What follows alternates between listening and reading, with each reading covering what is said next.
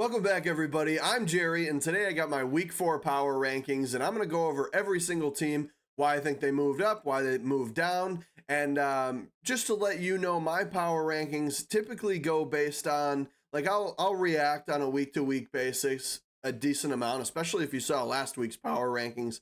A lot of big movers, but I'm also slightly trying to hone in on what I think the final result will be. So later in the year probably won't be as many bigger movers, but I'm trying to maybe hone in and try to learn what how many playoff teams we have. So don't forget to like, comment, and subscribe. And let's get right into the first one here. And we've got the Jacksonville Jaguars. We finally have a new team on here. It's been way too long, honestly, in my opinion, since we moved. Obviously, I didn't think in the first few weeks, I thought there was no chance that that there was honestly like a team moving. It seemed like the Panthers and the Giants would be down there forever, but the Jaguars just looked like a huge mess. They looked awful. There was really no positives, and they just get absolutely murdered by the Bills. They go 0-3. You can see the stats I put on the screen. I don't like to buy into those too much. Because the point differential can be very skewed by the end of the year. It does go to show how much teams are losing by wide margins and smaller margins. In the Jaguars' case, first two losses, very small margins, then they lose by 37. So that's why you got a big number here. But the back of the list has been set for dysfunctional teams that can't seem to figure it out. And the Jaguars, although it was more minor in the first 2 weeks, it's been really bad. So 32 is where I'm putting the Jaguars this week. Again, really low, but they're just not. They haven't been good. So let's move on to the next team. At 31, we have the Tennessee Titans, and I don't know, the Tennessee 0-3. Very well could have beat the Bears, and then they had a close one last week, and they just can't end up getting the W. And then, this past week, probably the worst one of them all, as far as the loss goes. And I don't know, it just seems like Will Levis isn't going to be able to completely put it together. He honestly isn't doing horrible. I think the play calling has a decent amount to do with it too. And you can see their defensive, like the yards per game and points per game, a little bit skewed because of the Bears in week, it was week 1. But again, I wouldn't read too far into that because the yards per game, they allowed like 100 yards week 1. So that's obviously why that number is low. Again, don't think that it's super important to have those. And I think that those numbers can be skewed, but I like to have them in there as some sort of frame of reference, especially later in the season, where the team ranks yards per game, points per game wise is usually late in the season a little closer. But right now, Tennessee Titans at 31. Just not again. My power rankings this year honestly have kind of turned into a mini tier list, and then I'm like arranging the teams within their zone. And if you wanted to go to an F tier right now, it would be the Titans, the Jaguars, and the Carolina Panthers. Maybe, I don't know. With the Carolina Panthers last week, they only move up 2 spots for me, but it was really because did Andy Dalton just have like one awesome hyped out week? Because so far, if you look at, I think it was last year, he played one game and he threw for like 361 yards and 2 touchdowns, no interceptions. Well, he comes in this game with the Panthers and has another monster game. And I think you kind of have to think Panthers could continue moving up, especially with how well he played, and it was significantly better than Bryce Young. It wasn't like a little margin; it was a wide margin. So Panthers get a big win over the Raiders here. Still have they were in last by miles in their point differential, obviously with a 14-point victory. They condensed that a little bit, and I think it brings into the question, what do you want to do with Bryce Young? Because I've heard a couple people say, they're just giving him a break, but I don't think you can just give a rookie or not a rookie now, but a second year quarterback. I don't think you can just bench him and give him a break and then give him a chance with the same team. I don't know if they're going to try to, we'll have him sit and learn behind Andy Dalton now. I don't know if you can do that to have a career resurgence in the same area. Obviously, going to be a big bad move for the Panthers with how much they gave up to get Bryce Young. But yeah, I mean, Panthers statistically on the right, and as far as plus minus, still look like the worst team in the league. But obviously at 1-2 and a big W and a complete flip basically on pretty much offense and defense with Andy Dalton coming in. They definitely deserve to move up the 2 spots to 30 and right next to the New England Patriots, who I've had, towards the bottom. I thought we're going to be one of the worst teams in the league out the gate. And so far, nothing has pointed to them being the worst team in the league because of Brissett's one, win that he got week 1 again. Good game against the Bengals too, to actually get a win, which I think some people, maybe even myself, with having him at 27 last week, I think overreacted to, just out of surprise, basically. But now they're deciding to be the Patriots that I thought they would be. And then you've got the, I don't know, you got Drake May, but I don't think you put him in yet. We'll have to see what it is. Not as good in the running game. That was a big problem for them in this one, is Ramondre Stevenson had kind of been leading the charge, and they were basically saying, we're going to run the ball on you, throw a couple little short passes when we need to get down the field, and rely on our defense. And you can see 10 points per game, 19 yards per game, defense still doing fairly well, just didn't do well enough in this game, and honestly wasn't even really close. So the Patriots moved back 2 spots, and they're at 29 now, right next to the Raiders, who have been big movers. Had them move way up last week, beating the Ravens, because I'm thinking, they beat the Ravens. They should move, they should move way up. That was a great team that they beat, which Ravens at the end of the day are 1-2 as well. But yeah, I think then you come in and you just get smoked by the Panthers. You're going to move back, and it really didn't look great. The defense just got torched. And not saying that was really supposed to be your bright spot. Obviously, you were hoping Gardner Minshew could be the franchise quarterback, and I still think there's a chance of it. I don't think it's too late. I think Gardner Minshew is probably one of those quarterbacks that you can win with rather than, win because of. But I do think he's a good quarterback and, deserves to be a starter in this league. Unfortunately, I'm sure Raiders fans are not happy with him at this point. But you got Max Crosby and Christian Wilkins on that defensive line, and then Jack Jones, but in the secondary, Bob Spillane is pretty good too. But I don't know. I feel like they need to work on that defense still, especially when the Panthers allow 36 points. So I got the Raiders moving back. One of the biggest movers backwards of the week. The Raiders at moving back 9 spots at 1-2, right next to the New York Giants, who a big mover up. Again, I thought they were going to be at the back for a while for me, but you're finally starting to see the Daniel Jones, Malik Neighbors connection, and it's going well for them. As well as I think Devin Singletary's. I think he's kind of underrated. Obviously, he's not Saquon Barkley, but he's always been that guy where you would expect him to get like maybe 900 yards tops, but he's been 1,000-yard running back before. And I think he can work, especially if they get the pass game going and can keep a good balance of the pass and the run. You also do still have to worry about Daniel Jones as a threat with his legs. And I thought they looked good in this game. Again, it was against the Browns, so not super impressive, but they do end up getting a win. And it was a 6-point win. Offense looked better. I think the defense looked better. Say what you want about the Browns, but which honestly, thinking about this now, I think the Browns probably should be farther back on their list. I was moving all the teams around, and somehow the Browns didn't get moved around, mainly because I'm so confused. They've been dealing with a whole slew of injuries, and I just don't know what to think. But I got the Giants moving up 4 spots here from 31 to 27. You got the Bears, who I don't have move.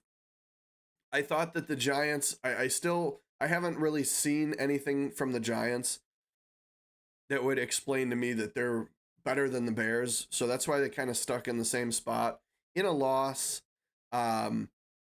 a bad loss too. This very winnable game, against the Colts this week.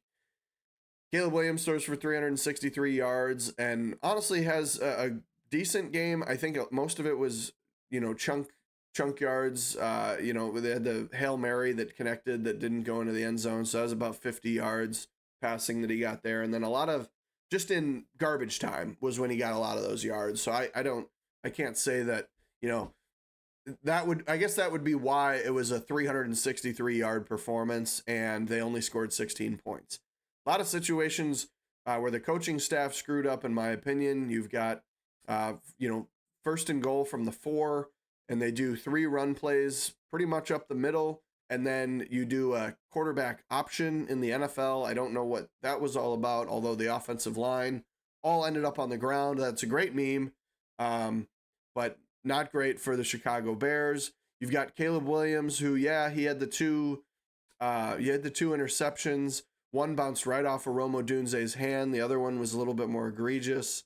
And then he fumbles as well on a play where if you look at the all-22, Rome is pretty wide open downfield, and Caleb's getting ready to throw it there.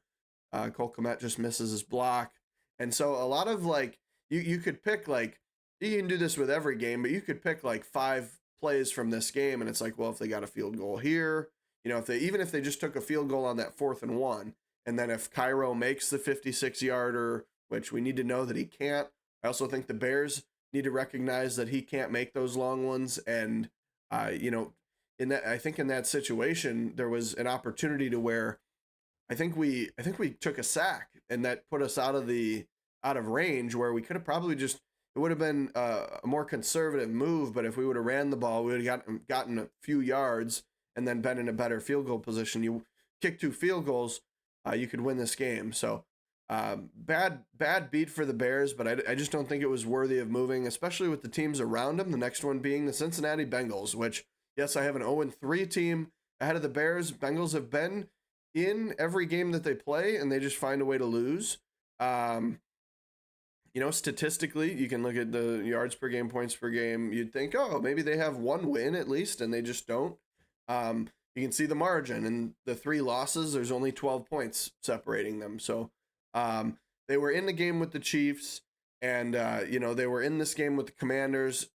I also find it kind of tough to judge because it seems like the Commanders are going to be a pretty good team, between the easy offense that Jaden Daniels has been executing pretty much perfectly as far as what needs to be done. A lot of, shorter throws to get the quarterback going. And typically that's what coaches will do with rookie quarterbacks. It's like, hey, let's make these easy throws across the middle, make them respect your easy throws that you can make. And then later in the year, we might see him letting it loose a little bit. He only had 2 passes thrown over 15 yards. So we're not talking about Commanders at this moment. They're actually a little higher on this list. But I just think, it's a very winnable game by the Bengals. Obviously, the main talk was the stat that this was the first game in 84 years that had no turnovers and no punts, which is, I guess, good for both teams. But the Bengals have to figure out how to end up in that W column. So I have them fairly high up for an 0-3 team, but I'm still believing that this is the Bengals team that starts off shitty and then will eventually get things going. So I got them at 25. Still moving back 5 spots. Again, I don't think the team looks bad enough to be, behind any of these teams, even the Bears. Like the Bears kind of still look fairly dysfunctional on offense when they need it. And, only scoring 16 points last week. I think the Bengals have proved they're better than that. Obviously, their defense isn't as good, so that would be a reason you'd put the Bears ahead. But I'm leaving the Bengals here. Right next to the Denver Broncos, who are another big mover at 30 last week. They move up 6 spots to 24, mainly just because their defense has been playing really good this year, and their offense finally stepped it up. And I don't think you could say that Bo Nix is like this great quarterback by any means, but they were able to do enough to win and get a really big win to where the game wasn't even really close over the Buccaneers, who to me looked like a top team. So when you beat a team that's been playing really well that bad, they really it seemed like they were trying to do well at stopping the run, and they were able to do that when Rashad White was on the field, but Bucky Irving kind of took off on them. But Yeah, the Broncos had the Buccaneers number and get a massive win. And I don't want to overreact too much, but I had been saying that, like, of all the teams in the back, I thought that the Broncos probably have the best chance to get things going if Sean Payton and Bo Nix figure it out. So they move up 6 spots to 24 at 1-2, next to the Miami Dolphins, who honestly could be even farther back at this point with I don't like to overreact to injuries, and that's why they're only at 23 at this point. Obviously, they have the one win, which was a game-winning finish against the worst team in the league, as far as what I have graded. So everything else would suggest that they should be way lower on this list. But we've had the 2 weeks of the backup quarterback, and they've already moved back a wide margin. I had them in my top 10 after week 1, and because I thought the Jaguars would be a better team. I thought the Dolphins were good last year, so they were going to be higher up, and they've just made a massive resurgence backwards. So they're at 23, moving back 8 spots. We have the Cleveland Browns, who again, I think probably should have moved back, losing to the Jets, but I just couldn't put them behind the Dolphins, especially with how bad the Dolphins play. And then you look at the teams around them, and I think there's something there. I just can't. I don't know. I think the Cleveland Browns could move way back, but they dealing with injuries, like I said, and I don't know. I don't. I guess I'm not great at speaking about the Browns at this moment. Um, I was on vacation this past week, so that's why this video is late. There was no review, and then I don't have as much information. I'll try to watch as many games as possible, but I honestly didn't see much of this game, so that's I guess this part is partially on me. You lose to the Giants, you should definitely be moving backwards. But I guess you look at, I have the Dolphins here. The Dolphins looked horrible. The Broncos looked better, but they looked horrible in the first 2 games. So I'm okay with leaving the Browns here, but again, very easily could move backwards and probably should have this week with a loss to the Giants. But they end up being right behind the Los Angeles Rams, who I've had moving all over the place, kind of like the Raiders. Maybe overreacted to the injuries, moving the Rams back last week, moving them back to 28, just like I overreacted to the Raiders beating the Ravens and moved them way up. Now we're kind of doing a flop here, a little flip-flop where Rams end up beating the 49ers. And Sean McVay, in moments, has had Shanahan's number, so I can't say I'm like super surprised. That's been something that happens. But with how many injuries the Rams had, with how many injuries the 49ers, I thought that the 49ers would still be the more complete team. Rams are able to do it in the final minutes of the game, and they end up getting a win. But if the Rams are going to be able to beat teams like the 49ers, you'd have to think, okay, they're probably not going to settle around the 27-28 range. They're probably going to be a little bit higher. And I think it was a big win for them. And I think the Rams are a good football team, but they hadn't really shown me anything to prove that previously. So getting that win over the 49ers, I move them up to 7. Next, we have the Indianapolis Colts. Get a win over the Bears, move up 3 spots. I don't think the win was very impressive. I don't think Anthony Richardson looks very good at all. So that's something they're going to have to figure out. Anthony Richardson, he runs the ball really well, and he reminds me of I would say, I was going to say a prime Cam Newton, but Pete, if you're watching, made a great point that he looks like a Patriots Cam Newton, where he couldn't really throw the ball anymore. And he ran the ball like a tank, like he always did. He's 6'5", almost 250, and can fly around the field. That's all fine and dandy, but you got to be able to throw the football in this league.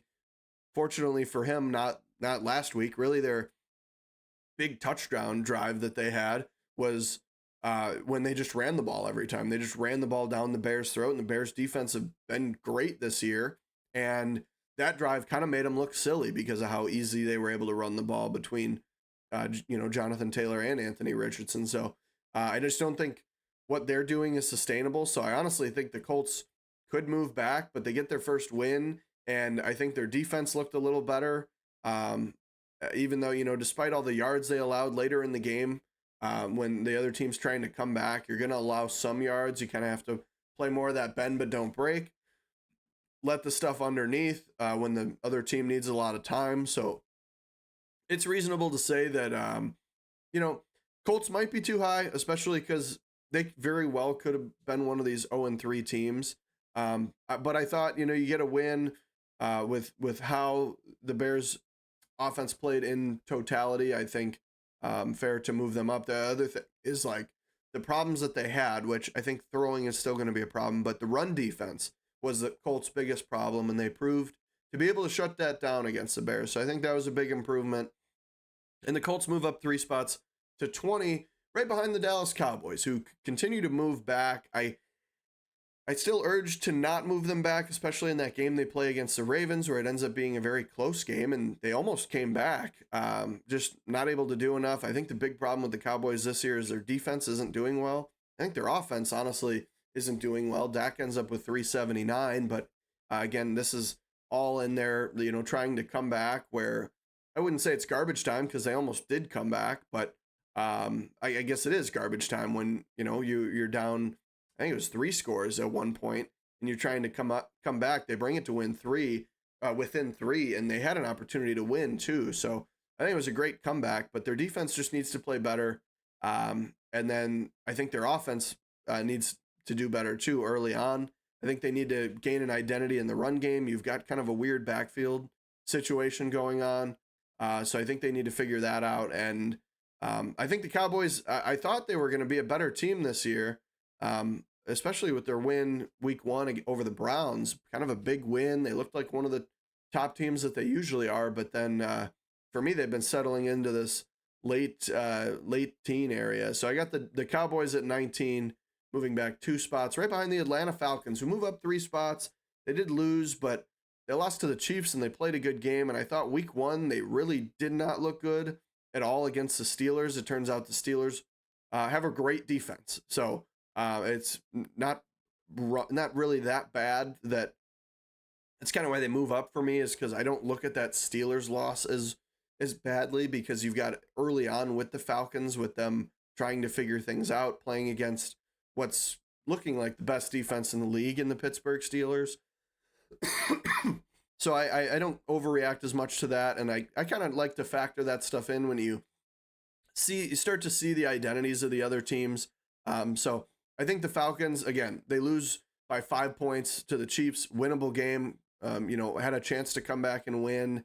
And when you play in a close game against the Chiefs like that, I think especially seeing the teams around you, it's worthy. Like, I think they're just better than the Cowboys. It's the main reason I have them up here. So typically don't move teams up in losses, but when you play against a good team and you keep it close, it's possible. So the Falcons move up 3 spots to 18 at 1-2. Arizona Cardinals moved back 3 spots. It was a loss. To the Lions. They kept it close, 7 points, but it was kind of underwhelming because this is a game I thought the Cardinals could have even won, and they end up there was no. I don't want to say there was no chance, but it just seemed like the Lions kind of had their number from the start to me. Obviously, in a 1-score game, you have an opportunity to win still, but they didn't look like the same Cardinals as last week, and weren't really able to get as much going on offense as far as getting in the end zone, which they had done seemingly very easily last week against the Rams. But I got the Cardinals moving back a few spots just because, honestly, I think it seems to me like they might settle around this like middle of the pack area, and I think that's what their play has warranted at this point, being 1-2. So they're back 3 spots at 17, right behind the biggest mover up in the Washington Commanders, who get a massive win over the Bengals. The stat comes out they haven't punted in 2 weeks, and there's no punting, no turnovers in that game.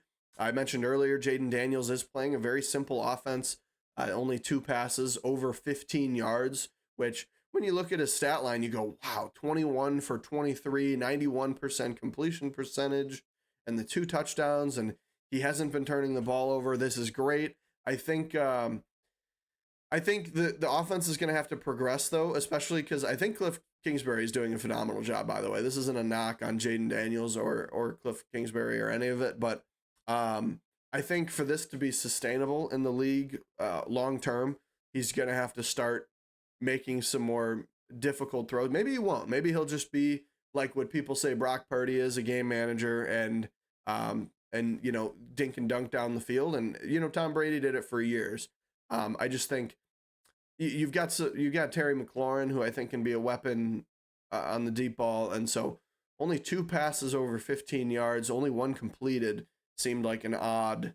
I don't know. It just seemed odd, but it worked. And if you win, then that's what you got to do. So, but I think the Commanders played the game the way they needed to. Again, I guess the only reason I didn't move them up higher. Like I saw a couple lists, they were up around like the 11-12 range for power rankings. I try not to watch too many power rankings because I like to have just my own opinions. But I also, I scroll past them on social media and sometimes I'll look just to have a general gauge. Am I even in the vicinity? And I saw people up in near the top 10s, like 11, 12. And I was like, that's too high for me. I think it's just because we haven't seen much. We're only a few games in, and they looked really bad week 1, get murdered by the Commanders. And then week 2, obviously stepped their game up, barely get a win. And then over, not a great team. And then now you beat the Bengals, who are also 0-3. So that's why I don't have them too high. They're going to have to show they can beat a good team. But for right now, the Commanders are at 16. Again, biggest mover up. So big move for the Commanders at 16 there, right behind the Chargers, who are a big loser this week. They lose to the Steelers, who, hey, well, they're 3-0. They're a good football team. I think you see the offense take a step back with the good defensive play, which I guess in retrospect, I talked about just a couple pages ago that the Falcons, moved up a little bit because you realize how good the Steelers defense is. It's just, I think the Chargers defense played very poorly against the Steelers and in Justin Fields, and allowed him to kind of dink and dunk down the field, and also allowed him to throw over the middle where he typically struggles. So I think the Chargers defense has been good this year, but I think they took a step back in this game, and I also think the run game got shut down. So that's kind of why they moved back more for me. And I don't think that the Steelers are actually a super great all-around team, so that's why they moved back. The Chargers moved back for me. I know they're 3-0, but I'll talk about it in a little bit with the Steelers as to why. I just think they're kind of probably the most overrated 3-0 team. But that's why the Chargers moved back, because I'm not super high on the Steelers, and I've kind of been thinking that the Chargers would be more of a mid to high tier. Definitely could be a playoff team, but it is just the first year with Jim Harbaugh, so we'll have to see what happens there. But I got the Chargers at 15. Next, we have the Baltimore Ravens, who barely hold on to their win over the Cowboys. Talked about it a little bit earlier. I think the Ravens seemingly, they seem like they found their identity. Like you seem like you could just run the ball with Lamar and Derrick Henry the whole way. Derrick Henry continues to have big weeks, and I think he had 151 yards or something this week, and he was a big part of the offense. But the defense allowed the Cowboys to come back and almost win. And I thought the Baltimore Ravens, their defense would be one of the stronger points of their team this year, and it just doesn't seem to be that way so far. So they do get a win, but almost blow it against the Cowboys. So they move back 3 spots for me, just because I've been keeping them higher at 1 and 2, obviously, assuming that something's going to happen to do better and to actually give them an opportunity to win. So they're 1 and 2, but they're back here at 14. Again, moving back in a win. It's just because I don't think the Cowboys have been that great so far, and they almost blew it. So back to 14 for now. But again, plenty of opportunity for the Ravens to move up and even move back. If they keep doing bad and they're 1 and 3 or something, they could be in the 20s. Who knows? But next we have the Jets, who, massive win, not even really close game. I think it was 24-3 was the final score. Aaron Rodgers starting to click. Breece Hall doesn't have as big of a game because of the not resurgence, but the the greatness of Braylon Allen finally shows up, and people are going, how did they let him get to the 4th round? And then he says, they wanted to watch me run in my underwear to decide how good of a football player I was, which I love that. I think it's hilarious because I've loved watching Braylon Allen at Wisconsin. And as a Wisconsin fan, I was in awe that he went back that far. And that creates probably the best young running back duo in New York, I would say, is probably in the league between Breece Hall and Braylon Allen. Obviously, Braylon Allen's only 20 years old. Breece Hall is only 23. Breece Hall kind of came right onto the game and was a great running back. And now you've got Braylon Allen in week 3 rushing for I think it was 80 yards or something pretty good for the amount of carries that he got. So I think the Jets defense still looks good. Offense is starting to figure it out. So the Jets are at 13. I think they stick around the top 10 for weeks to come for me, but we'll have to see. It depends on how they play. Next, we have the Buccaneers, who moved back 5 spots in a horrible loss to the Broncos. When you lose bad to a bad team, it's going to cause a big move. I still think they're a good team, and I think that their play in the first 2 weeks warrants them to stick around this top area. I didn't think the Buccaneers were going to be this good. I also didn't think the Saints were going to be as good as they are. But yeah, not much else to say. In this horrible loss, you score 1 touchdown. Just not a good week for the Buccaneers. So they move back 5 spots to 12, and the Steelers move up 5 spots. Now, could say, how is there an undefeated team that's not in the top 10? Well, I'll tell you why. Is it's their defense. Points per game, yards per game is number 1 in each. I'm not looking at just that stat. Obviously, they've only allowed 9 points per game, and I don't think that's going to be very sustainable. So, everybody's been talking about the Fields, Russell, Wilson scenario, and I think the reason that they haven't named Fields the actual starter is because he hasn't really done anything aside from what he was already doing with the Bears. Especially you look at the last 6 weeks with the Bears where he goes 4-2. I don't think there's been really zero difference from that, except he hasn't run the ball as efficiently. I think if you wanted to look at positives for Justin Fields, he's been able to throw the ball a little bit quicker and more on time in the offense, which I think is a credit to Arthur Smith. If you watch my trade video, week 5 last year, I said, I think that a trade that needs to happen before the deadline, one of my top ones was Fields to the Falcons. And my main reason for that was because I think Arthur Smith would have the perfect offense for Justin Fields. And that seemingly is proving to be true. Unfortunately, I think it's too simple of an offense to be sustainable. And obviously he goes for 245. And he's, he got a touchdown to throw an interception as well. But he's been doing better at some of the worst things that he was doing on the Bears. And that's turning the ball over and holding onto the ball too long. But unfortunately, it's resulted in really no deep balls. He had one really cool on the run pass right into the bucket for George Pickens this year. But aside from that, he hasn't really had any eye-opening deep throws, which was one of his main good features that he was able to do, at Ohio State. And then in Chicago, he was one of the most dynamic runners. He only has 6 carries for 6 yards last week. And, he didn't need to run too. So you could say that and you're like, well, it'd be safer for him if he doesn't need to run and they can win doing this. I just don't think that scoring, they're averaging, I think 16 points a game. I don't think that's going to be sustainable. I think you're going to play against a good team that's going to run up the score on you, and you could run into them in the playoffs, and then, you're going to be out. Like a team like maybe the Buffalo Bills or the Chiefs, I think you're going to have a hard time beating them. So they're back for me at 11. But again, they move up 5 spots. So a big mover at 3-0, but they are the lowest 3-0 team, right behind the 49ers, which it sounds crazy to have a 1-2 team be ahead of a 3-0 team.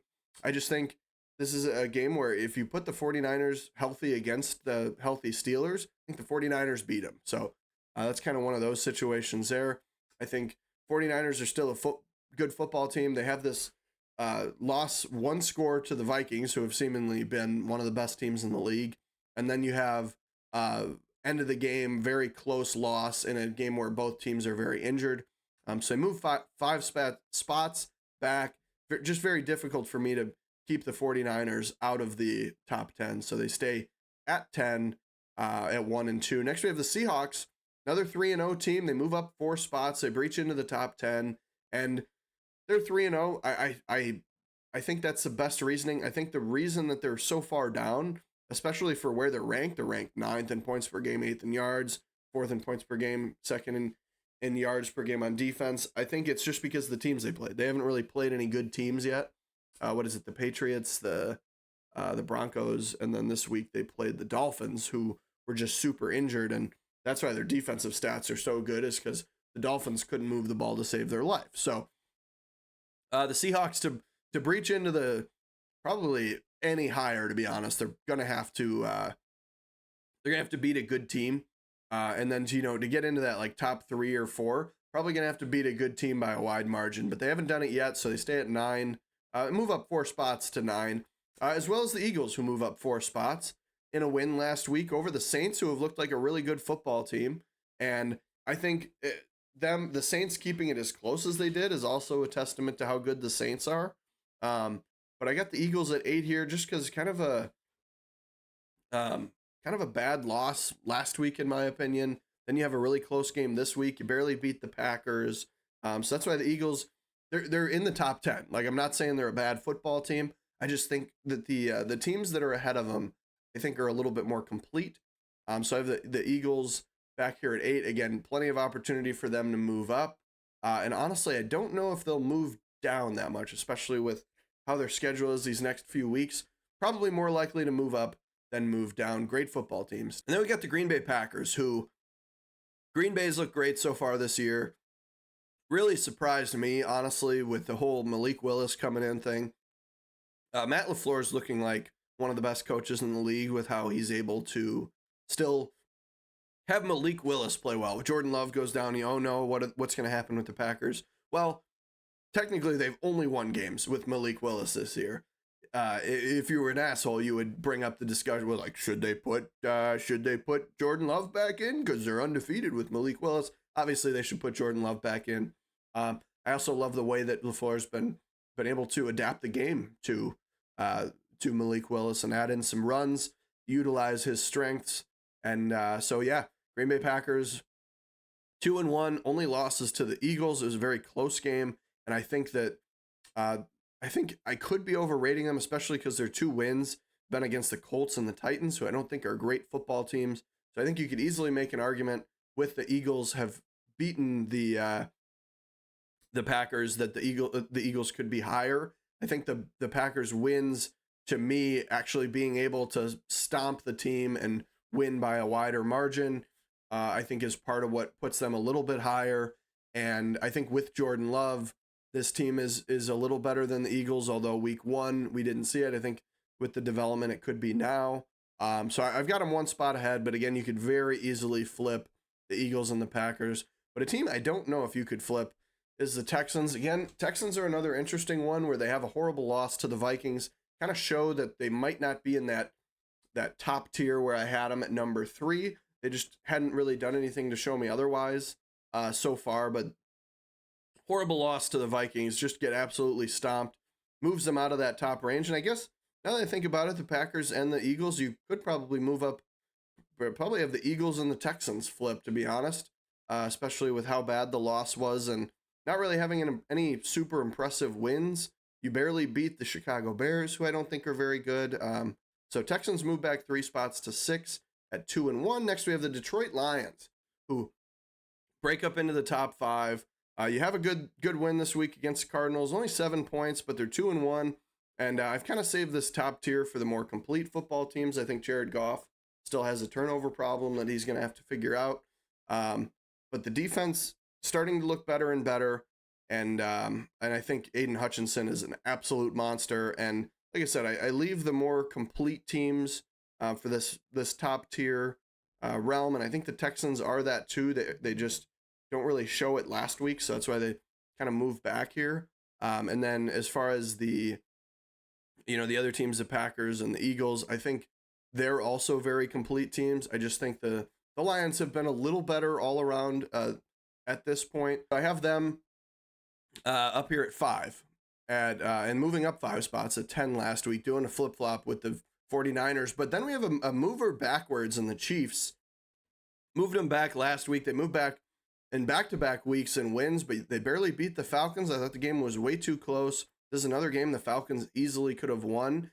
Week before, you have the Bengals game they easily could have won. Those wins all of a sudden don't really look too impressive, and it just moves them back for me. Yeah, I just think the Chiefs are going to have to beat some better teams, and they're going to have to they're going to have to beat them by wide margins in order to actually move back into this top three, show that they can do that. The games have just been too close for me. So don't want to overreact, but they don't look like the same Chiefs that they've been. So they're moving back a couple spots right behind the New Orleans Saints, who I don't know. I have them up still here at 3. It's mainly because of these 2 big wins in the early weeks. They have a massive win over the Cowboys. Then they play this game against the Eagles, only lose by 3. Probably could have won this game. That's another reason that I have the Eagles back. I think in retrospect, when I talk about it, sometimes I feel like they should move around. But I know I have the Saints move up in a loss. But I just think with the 2 wins, how close they were against the Eagles, I think if you look at the Chiefs, they're getting really close wins in all their games against bad teams. The Saints have at least kept it close against the Eagles and had massive blowout wins the first 2 weeks. So still carrying a little bit of weight. Again, a lot of opportunity for the Saints to move back here, especially with no one expecting them to have those massive first 2 wins that they had. So I got the Saints up here at 3. Moving up a spot in a loss, again, I think it's just me holding a little bit of weight from last week. And when you compare the wins of each team, I think that their wins have been more impressive than the Chiefs' wins. And I think that the Chiefs have played down to their opponent and not really played well. I think the Chiefs you could pick one play from each game and the Chiefs would be, 1-2 right now. So I don't think you could say the same about the Saints. I think you could pick one play and they would be 3-0 potentially with the last game against the Eagles. But the Vikings, look at this, up to 2. They move up 4 spots. Second best team in the league is the Vikings. Their defense keeps showing out, getting in the backfield, making some turnovers too, and you dominate the Houston Texans, who again I had at 3 last week. I think just with these big victories by wide margins, you have to give credit where credit's due, and the credit is due for the Minnesota Vikings. They're 3-0. Again, like I said, the top spots are saved for teams that can beat good teams by wide margins, and the Vikings are doing that not as well as the Buffalo Bills, in my opinion. They stay at the number 1 spot. I just think in a game where I think in a game where the Bills play the Vikings, I think there's a good chance you could see the Bills win. And with the massive win last week, it was just not even close. So I think with that being said, same situation, honestly, for the Vikings. And you could make the case. It was mainly just because I already had the Bills at 1. I moved the Vikings up 4 spots. So they were a big mover. And the Vikings could easily dethrone the Bills here. If the Bills have a close loss or even a close win, and then the Vikings have a big win over the Packers, I think you could see Vikings take over that 1 spot. But that's just how they've been playing. They've been playing great football, as well as the Buffalo Bills. Let's look at this whole thing as a whole, obviously. Again, looking back, I think the Browns probably should have moved back. I think that's a little fail on my part there. So you make an argument for that. I think you make arguments that the Eagles move up a little bit more. Again, I think they played a little too close to the Saints. I know I've said that the Saints are a good team, but there's just some about the Eagles. I think that they have to get a big win for me before I can move it up. And it seems almost kind of like a Chiefs light with how they're playing their games. It's either they barely win or in last week's case they lose. So have the Eagles, they moved up 4 spots, so not a negative. I also think most overrated 3-0 team, I think, have gotten a good spot at the Steelers. I think the Seahawks and the Steelers are kind of overrated teams because neither team has really played against another good football team yet. And it's of what we know. Of course, we don't know who the true good football teams are yet. I think it would be safe to say that the Bills, the Vikings, the Chiefs, I don't want to say that the Saints aren't, but they're playing really good now. But I think it very well could show up later in the season that, maybe the Saints fall off. Wouldn't be surprised, especially with how they were last year. Biggest surprise for me is just having the 49ers back at 10. I know they're 1-2, so I probably have them too high, and they probably could even be farther back. I know they had injuries, but they just lost to a team that also had injury problems. Ravens are a big surprise to me. I think the Jaguars being in last is wild to think about, but that's just how they've been playing this year. So let me know what you think of all my rankings down below. Thank you for watching, and have a great day.